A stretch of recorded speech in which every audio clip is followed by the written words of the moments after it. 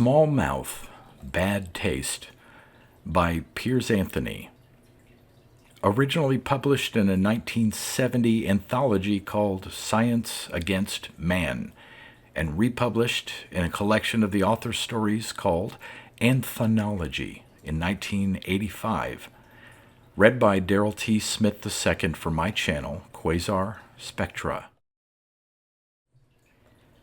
Small Mouth, Bad Taste. Man is a small-mouthed animal, Miss Concher said as the truck stopped. He was less successful in the jungle than were the apes and became carnivorous to fill his belly, since he could no longer use those recessed teeth effectively for hunting. He had to make do with his forelimbs, which in turn forced him to assume the bipedal stance, and he didn't even have a tail to brace against. She nodded sagely. We can be sure that the first stone thrower was not without sin. He was without food and desperate. Tell me what you see. Mrs. Rhodes was ready for the abrupt shift in subject. She rotated her sturdy frame a quarter turn on the seat and looked out over the landscape. I see an irregular network of shrubbery interspersed with dirt or gravel, what I would term a badlands. At the base of the valley is a meandering brown stream, and in the distance are gray mountains. Miss Concher smiled. Beautiful. She was small and ancient, hair off-white and wire-like, and her eyes focused alertly, though she was long blind. Personality radiated from the fine lines of her face, in crow's feet, deltas, and crevasses. What do you see? Mrs. Rhodes asked. She had learned that such direct questions did not offend the old lady, who thrived on her handicaps as though they were advantages. I see a great verdant vale, cooler and wetter than now. Trees of many types grow on its flank, rich with fruit and nut, and the river is wide and clear, despite the nearby volcano cone. High grass waves over rolling stretches, and flowers sparkle in the gentle breeze. Birds abound, from the colorful flamingo to the huge brooding vulture. I call it a Garden of Eden, for in addition to the foliage, there are animals for a spectacular hunt: baboons, pigs, gazelles, hares, rhinos, chalicothere, chalicothere, a large tree cropper, now extinct. Oh, yes, it was fascinating here 2 million years ago. Your vision is far more pleasant than mine, Miss Concher. My vision is of the past, as befits me. I'm closer to it than you are, by a good 30 years. The old gray eyes pierced her again. Let's have the map. Mrs. Rhodes brought out the sheet showing East Africa. We're in Tanzania, somewhat south of Lake Victoria and west. Miss Concher smiled indulgently. Now look at the natural features. Mrs. Rhodes studied the map, not certain what the point was this time. Well, there's Lake Victoria, of course, and only a few miles from us is Lake Tanganyika, and another long, thin lake farther south, Nyasa, and mountains. To the east is Kilimanjaro, Africa's highest point, almost 20,000 feet, and the Nile River drains to the north, and the Congo to the west. Very good. The old lady sounded disappointed, as though an apt pupil had overlooked the obvious. And within 300 miles of us is Olduvai Gorge, where old Dr. Leakey discovered man's bones. Bones! But Miss Concher still wasn't satisfied. My map shows the mighty continent of Africa, a vast tropical reservoir of life. Beyond its coastlines, 2,000 miles out, is the great mid-oceanic ridge, the longest continuous mountain range in all the world. And in the center of this ridge is the rift, looping through the Indian Ocean, projecting up to slice off Arabia and parting Israel from Jordan, and a branch spiking down into Africa itself to form the great Rift Valley wherein we now stand. And athwart that rift is a crater, as though a monstrous meteor had impacted there and smashed it into a broken circle. And the rains came, a flood like none we know today, filling the fragments of the rift and crater. Lake Victoria, Mrs. Rhodes exclaimed, suddenly seeing it come to life on the map. Tanganyika, Nyassa. Yes, what a cataclysm! But a blessing for man, for it was in this crazily shattered region, this verdant land protected by its new geography, it was here that he found Eden. Miss Concher smiled once more. And we're here for the serpent. The serpent? Surely you don't mean the one that tempted Eve? Surely I do, my dear. Without that snake, man never would have left Eden. And that, believe me, would have been too bad. Miss Concher, I realize you're speaking metaphorically, but too bad? Wasn't the biblical exile God's punishment? For punishment can be very instructive. Look at Eden now. Mrs. Rhodes looked around again at the bleak, baking terrain. It had changed, certainly, from the lush gardens of the past, but she felt she was missing the point. Trundle out the gimmick, and we'll see what we can smell, Miss Concher said briskly. The temperature hovered near 100 degrees Fahrenheit, but it hardly seemed to diminish the old lady's energy. The gimmick was hardly a device to be trundled. It was a massive electronic instrument that occupied the greater portion of their converted army truck. There was also a collapsible tower for a miniature drilling rig. Its generator was powered by the truck's motor. That's as good a spot as any, Miss Concher said, indicating a declivity. Blind she might be, but she had a feel for the land. Mrs. Rhodes maneuvered the truck and placed its tailgate neatly at the spot. This much was within her competence. It had been one of the prerequisites for the job. Not many female registered nurses could handle a 3-axle vehicle with dispatch over rough ground. She could thank Mr. Rhodes for that legacy. Mr. Rhodes. Her legal separation from him was hardly 3 months old, yet she found herself missing the crusty old engineer. Had he been too demanding, or she too independent? Now that she worked for Miss Concher, she was beginning to appreciate the fact that a number of the traits she had objected to as masculine arrogance were actually natural functions of ambition. Surely her husband drove himself and others no harder than Miss Concher did. Meanwhile, she operated winch and derrick skillfully, setting up the drill rig and anchoring it and connecting the generator. She was perspiring heavily by the time the job was done, but was glad for once that she was not a frail, innocent beauty. The truck's motor pounded, the generator cut in, and the slender rod spun into the turf, squirting water down and spewing mud up rapidly. As the column penetrated to bedrock, the rig disengaged automatically. Time for the diamond bit. She made the exchange and set it working again. This would take some time. They ate a crude picnic lunch while the drill did its job. Mrs. Rhodes looked out over the worn landscape again, wondering whether anything would come of this particular project. It still surprised her when she thought of it, to be wandering in a land of natives who wore headdresses of mud and dung and who drank fresh blood with gusto. Of course, their conventions made sense, and that was only part of the story. The small-mouthed animal, Miss Concher repeated.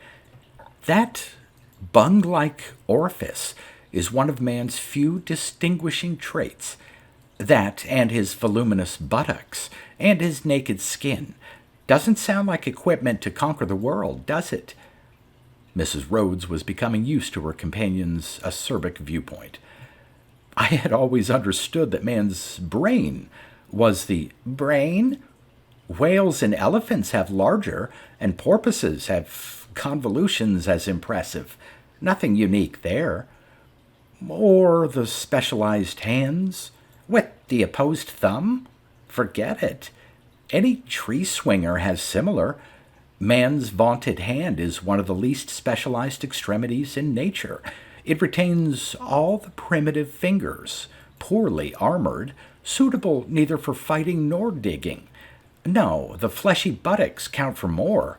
They give him vertical control and the ability to stride, and that frees him from the forest. And his bare skin gives him a large tactile surface. But most of all, his small mouth, enclosing a proportionately large airspace, provides a sounding chamber, and that makes true speech possible. I never looked at it quite that way. But acoustical equipment is no good unless its potential for communication is realized. The incentive to speak. Find that, and you find man. I see, Mrs. Rhodes said, finding herself conscious of the motions of her lips and tongue. Prior to this expedition, she had never had any great interest in such researches, but the vitality and intensity of the old lady was warming her to it. Why had man started to speak? See as I do, Miss Concher said earnestly. Stare down this valley and don't blink until the vision comes. She laughed. That's a child's dare. Certainly, the childhood of man. Look. Miss Concher's eyes were fixed on the distance, and half unwillingly Mrs. Rhodes followed their object. Look, there is green everywhere, and we are in a natural pasture land on the fresh mountainside of the Great Rift Valley. There is a splendid tree with solid foliage, and we hear the rustle of a bird within it. No, it is an animal behind it, that chalicothare we saw before, browsing on leaves. The sun is beaming intermittently as small clouds nag it. The day is shaping into possible rain. Yes, it is about to rain. We shall have to seek cover under a bough. Mrs. Rhodes kept staring, wishing there was some honest relief from the heat.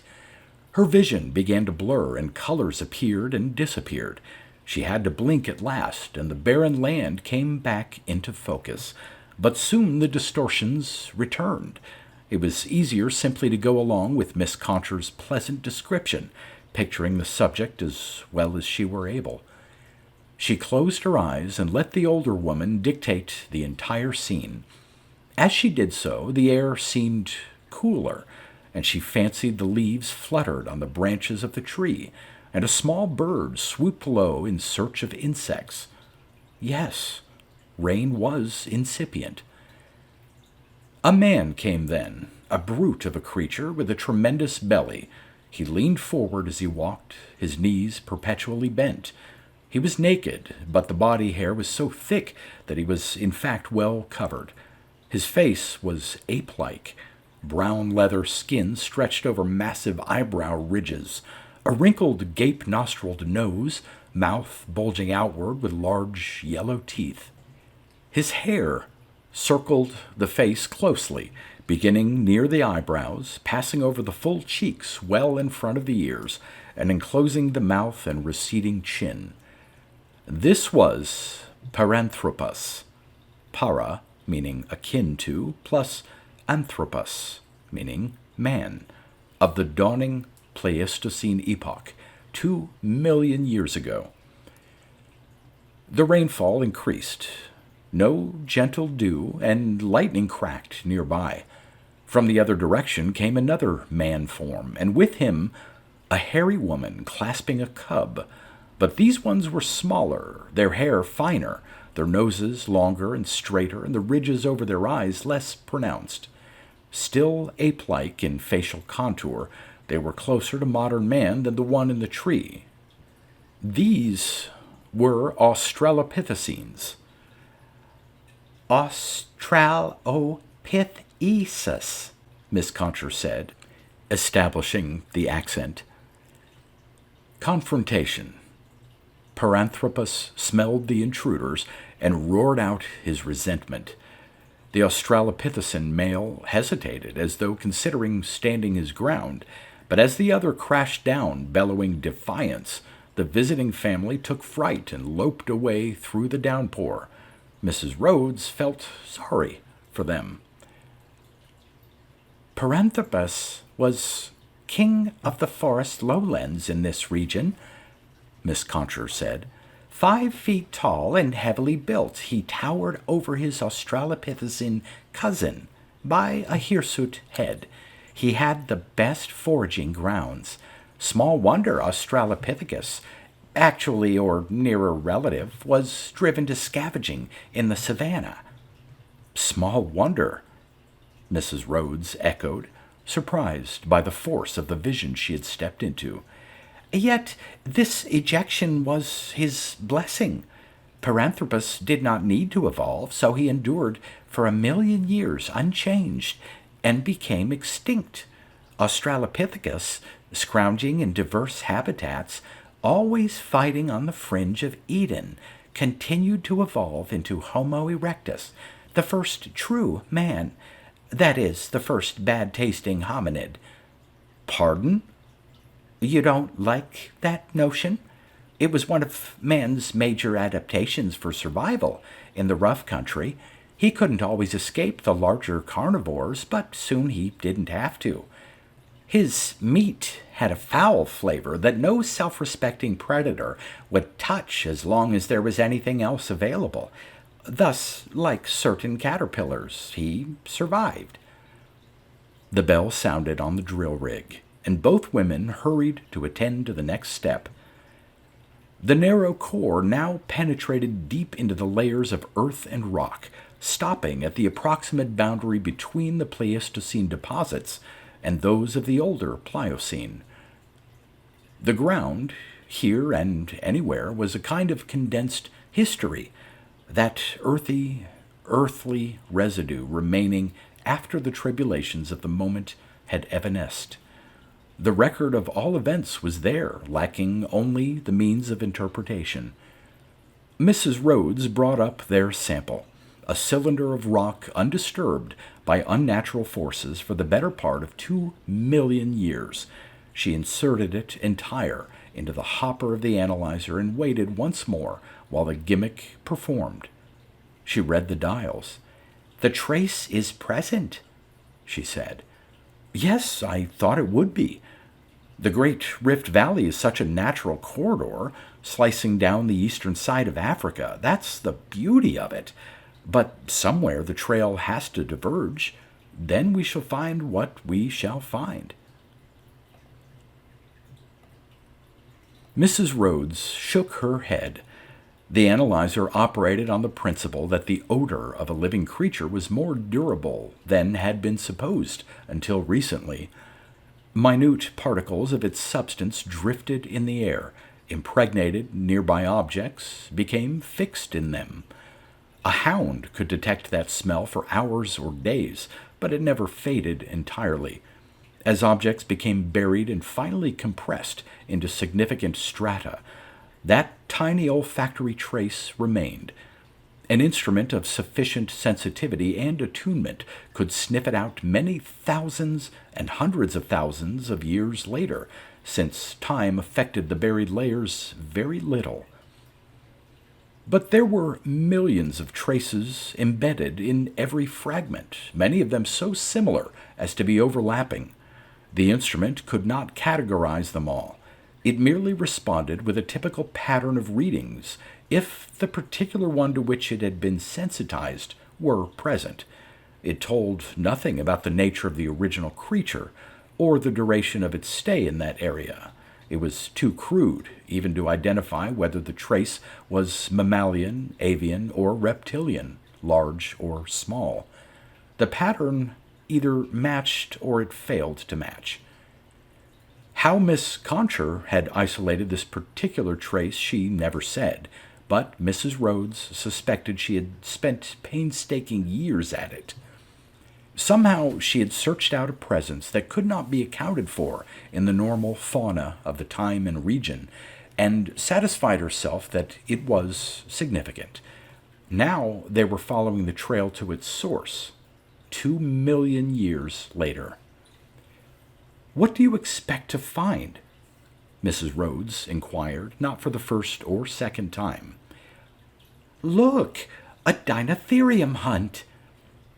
She looked automatically before realizing that this was another guided vision and another evasion. The old woman saw so clearly into the living past that it was contagious. "Dino? Is that an animal or a large reptile?" Dinotherium was mammalian. Foraging in the swampy jungle, it sought no particular conflict with other creatures, and few bothered it. Like an elephant with tusks pointing straight down and with an abbreviated trunk, it was the largest creature of this valley and could well afford to be peaceful. This one had strayed onto solid ground, oblivious to danger. Behind it, man-like forms approached. Dinotherium hooked another leafy branch down, unconcerned though he was aware of the intrusion. His great tusks held the branch in place while his trunk picked it over. The men came closer, making vocal sounds rather like the barking of canines. Dinotherium, annoyed, moved along a short distance, seeking to leave them behind, but they followed, clamoring more loudly, hemming him in from back and side.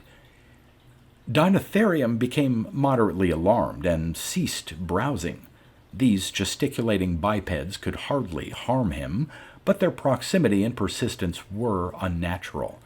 He ran smoothly, desiring only to free himself of the strange situation so he could finish his browse. He bore left, away from the concentration of Australopithecines. Suddenly he realized where he was.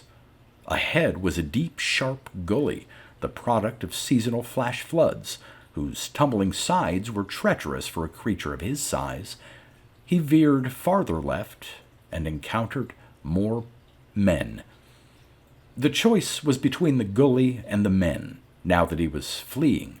The gully, at least, was a known danger, but there was a gap in the line, an easy escape.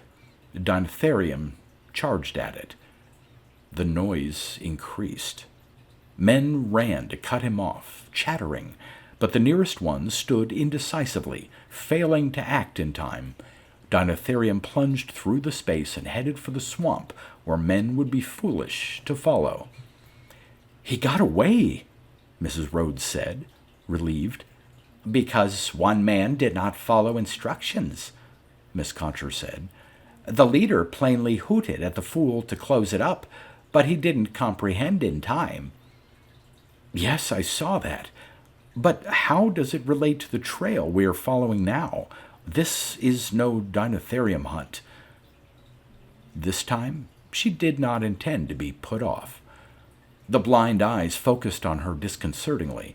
"How much do you think that tribe lost because of the failure of that one member?"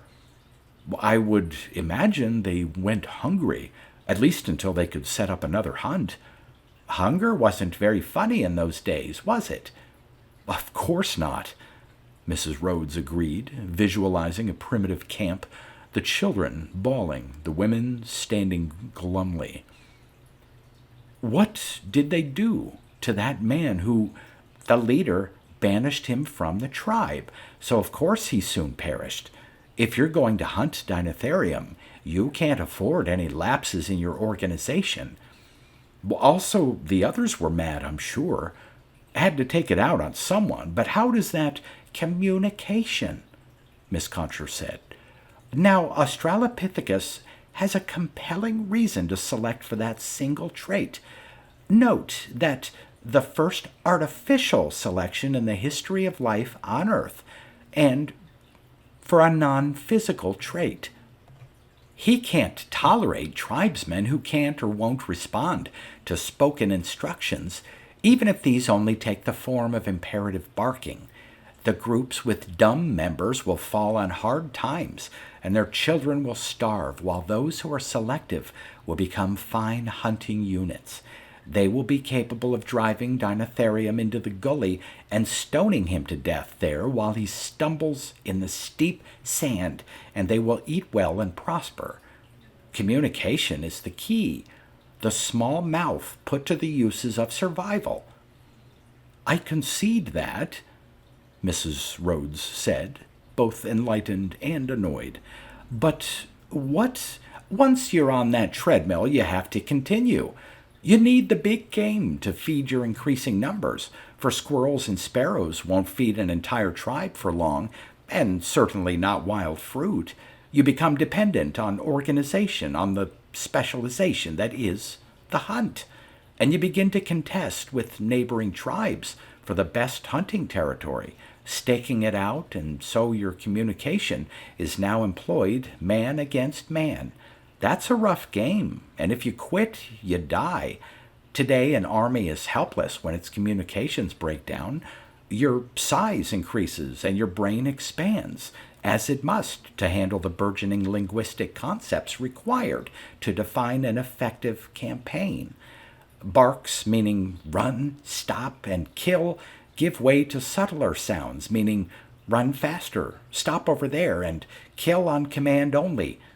And finally, you're not just Australopithecus, you are Homo erectus, an animal with the single specialized organ so harshly selected for, the brain.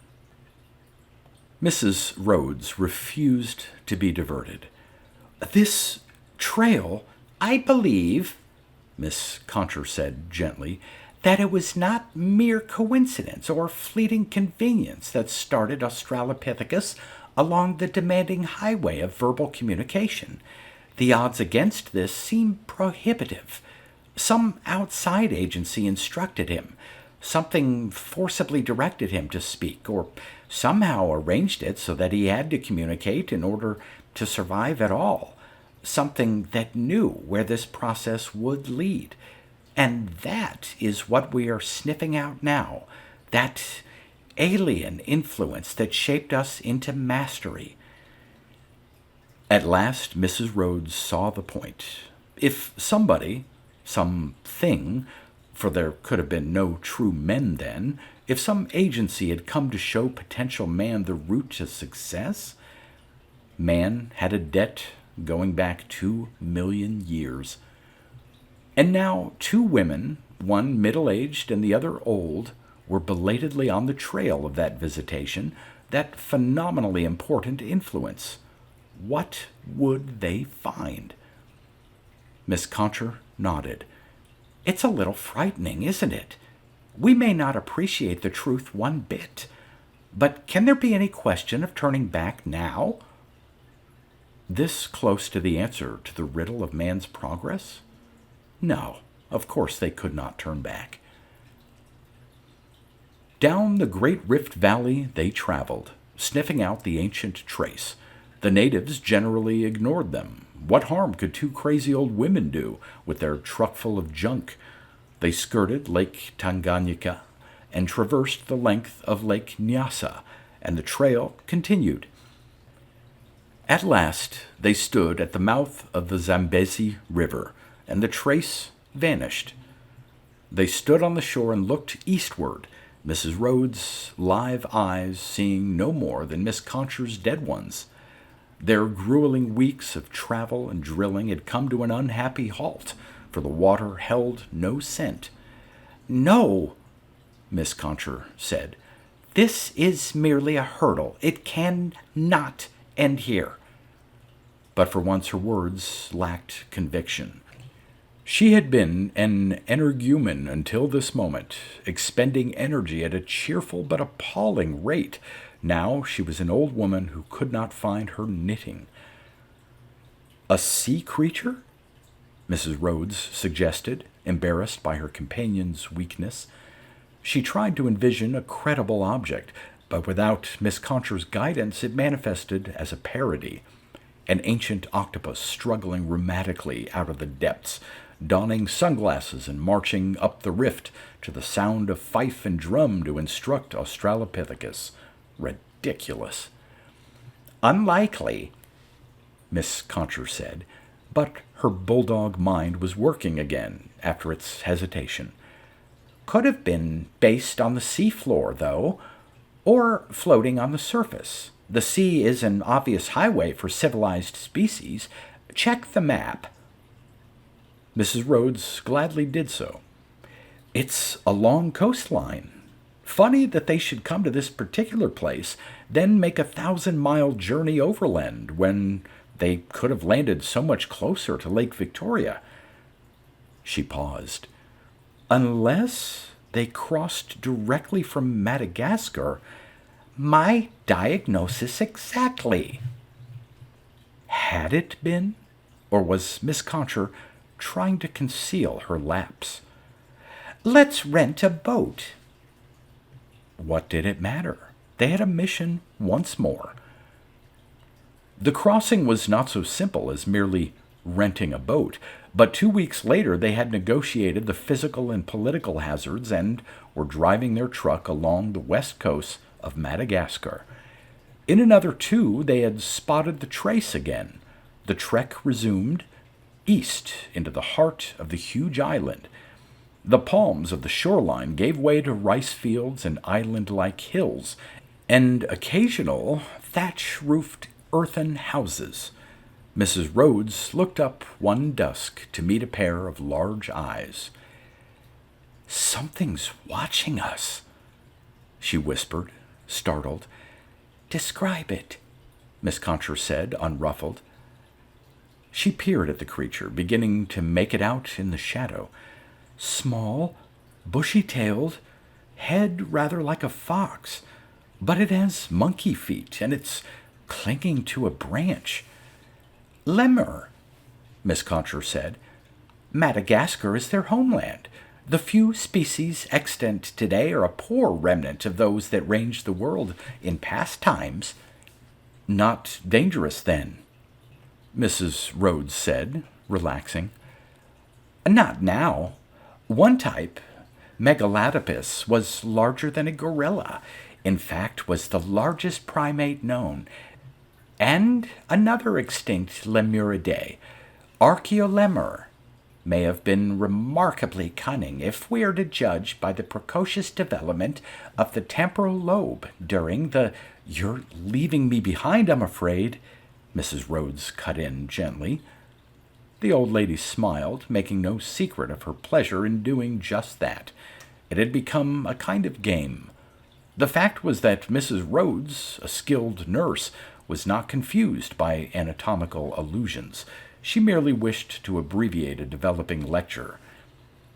A modern city, whose name they ignored, obliterated a segment of the trail, but they resumed operations on the far side. Now they crossed parched savanna dotted with palms. On this island, in historic times, Miss Concher said, ranged the largest bird ever known, Epiornis. Now that sounds like a primate. Its egg weighed 20 pounds, and a mature bird up to half a ton. Man wiped it out, of course. You don't have a very high opinion of man, do you? That's why I'm single.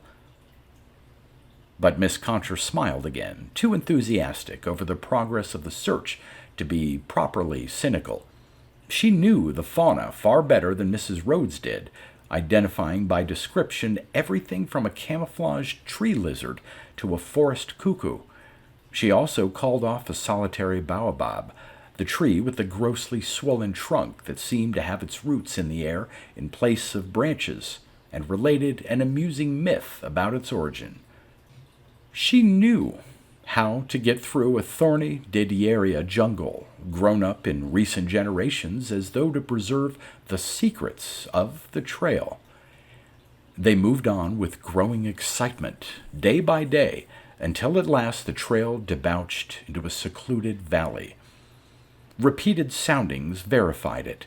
This had been the home, 2 million years ago, of the mysterious traveler. Today it was wilderness, with only the shy lemurs and curious birds present. Where had man's ancient tutor gone?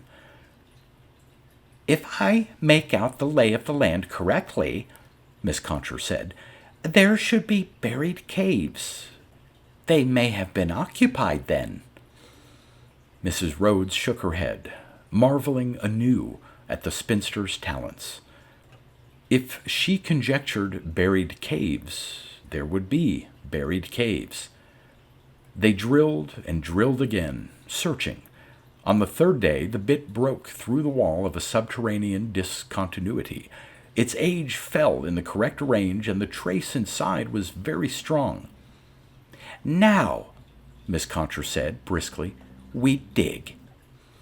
It had to be by hand, since the rig was not geared for wholesale tunneling, and in any event the bulldozer technique was hardly appropriate for archaeological excavation. The two women dug a long, shallow trench, pausing as often as they had to in deference to sex and age and inexperience. Miss Concher's contribution was a good deal more than token. Her zest drove her ruthlessly. Next day they deepened it, leaving a ramp at one end. As their trench descended into the earth, they hauled loads of loam, sand, and gravel out in a wheeled sample cart never intended for such crude maneuverings. The work was slow, their muscles sore, and both had ugly blisters on their hands despite the heavy gloves. Each day the excavation sank deeper, and their anticipation grew. Down there, perhaps, was tangible evidence of a 2 million-year-old culture, a culture to which man probably owed his present eminence. Blisters were beneath consideration, with the solution to such a mystery so near. At last they struck the rocky outer wall of the cave. The drill hole penetrated a yard of crumbling stone. "Either we can keep digging until we come across the natural entrance," Mrs. Rhodes said, touching the aperture with weary fingers, "or we can break out the sledgehammer.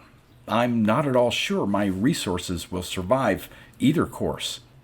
"Hammer and chisel will do it," Miss Concher said, declining to ride with the proffered excuse, though she could have done so with grace. Mere stone would not halt her. She demonstrated, flaking off wedges skillfully. "Variation of a technique used in the Aldewan industry for 1 million years or so it will do for us. The Stone Age had a lot to recommend it." So the old lady knew how to chip stone. The process was slow, but it did promise to get the job done, with a minimum of damage to whatever might be in the cave.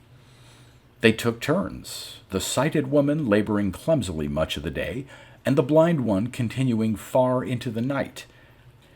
Miss Concher seemed indefatigable, and she needed no illumination.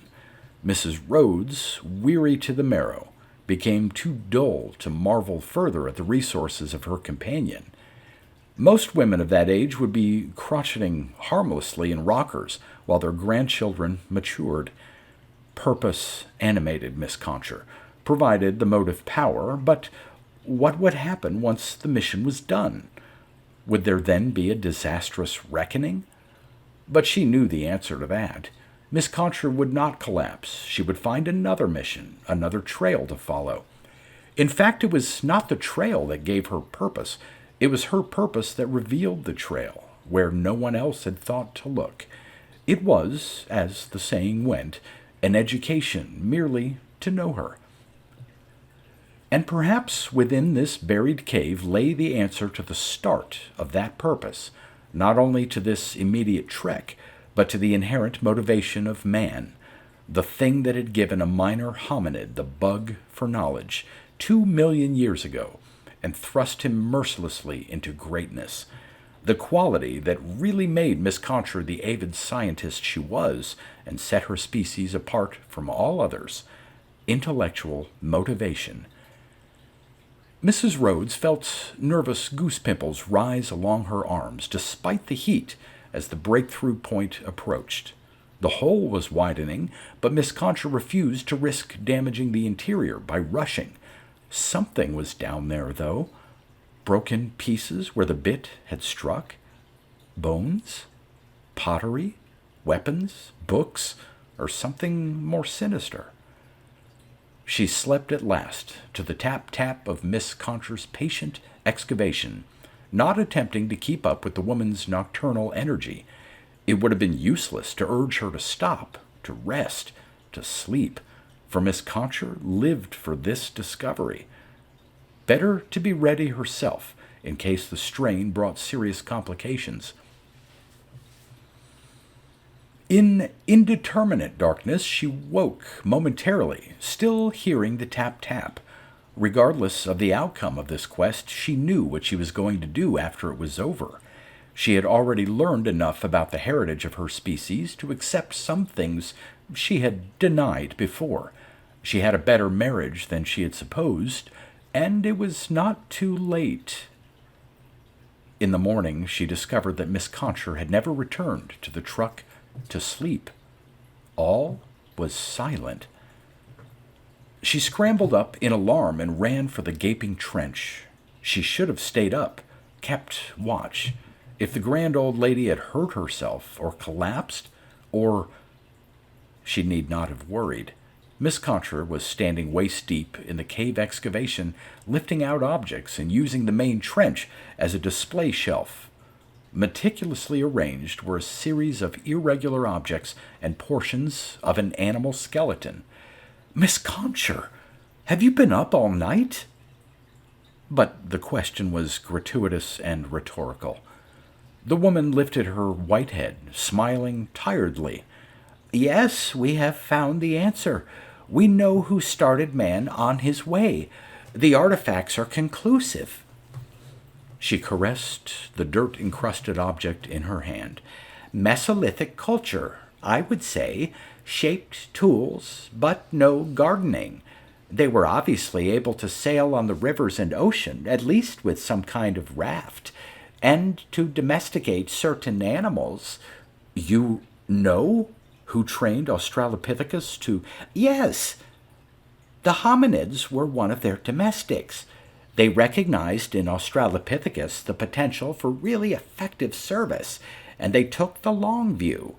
A few thousand years of selection and training, more than enough to affect the species profoundly, and man was on his way. He even—" Mrs. Rhodes was shocked. "You mean man started out as a pet? Like a dog?" "More like a horse, or an elephant. He was trained to obey simple commands, to carry his master, fetch things, and finally to undertake dinotherium hunts under the direction of a few overseers. You see, mainland Africa was too wild for a gentle, civilized species then, as it is today for different reasons. Yet they needed certain commodities, such as ivory." Mrs. Rhodes saw a fragment of tusk among the displayed artifacts, and knew that neither elephant nor dinotherium had ever ranged Madagascar. Ivory had to be imported, but how could there have been such a culture on Earth before human civilization arose? Who— But she was unable to frame the question properly, afraid of the answer. "Why, the Lemuridae, of course. Didn't I tell you about Archaeolemur with the almost hominid skull? Here in this cave we have an offshoot new to paleontology, with a comparatively enormous brain case and distinctive configuration. 1,000 cc easily, if my wrinkled old fingers do not deceive me. Easily capable of Mesolithic technology in the circumstances." She hefted the broken skull. "Look at this marvelous specimen yourself. Plainly derived from Archaeolemur, but the placement of the foramen magnum—" "Are you saying the lemurs are civilized? That they—" "Lemuridae. Not today's lemurs, but their advanced relatives. Yes, they were the ones. They controlled fire. They were artistic. Miss Concher patted the skull affectionately. But they made one fatal mistake in their choice of domestics. Not the first time a tutor has been outstripped by his pupil, I'm sure, or the last. Australopithecus was almost as intelligent as this Lemuridae, even then, and he had more potential because of his size and fully bipedal stance. All he needed was a good example and some discipline. What took the Lemuridae several million years to develop, man covered in a few 100,000. Mrs. Rhodes stopped fighting it. Where is Archaeolemur now? With that head start? Extinct, of course. His mouth was too large, his buttocks too small, his skin too hairy, his taste too good. Alas, he has been replaced on Earth by his domestic. Man could hardly have been a docile, loyal pet, not when trained as a hunter.